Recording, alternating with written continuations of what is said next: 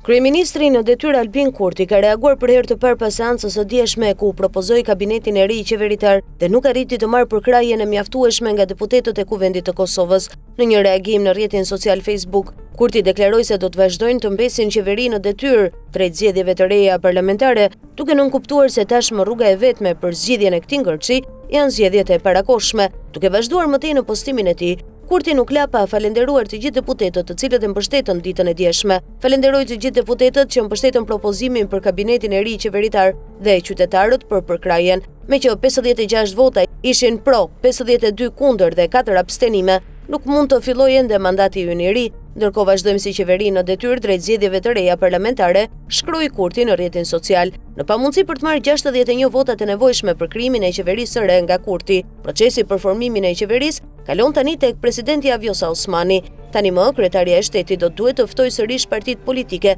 për konsultime brenda afatit kushtetues. Osmani do duhet ja jap mandatin për formimin e qeverisë së re partisë së dytë më të votuar në vend, e cila brenda afateve të përcaktuara nga Kushtetuta e Kosovës do duhet të formojë një koalicion qeverisës. Në të kundërt, vendi do duhet të shkojë sërish në zgjedhje brenda jo më pak se 40 ditëve. Kujtojmë se në seancën e dieshme propozimi për kabinetin Kurti 3 mori vetëm 56 vota pro, duke e bërë të pamundur formimin e qeverisë së re.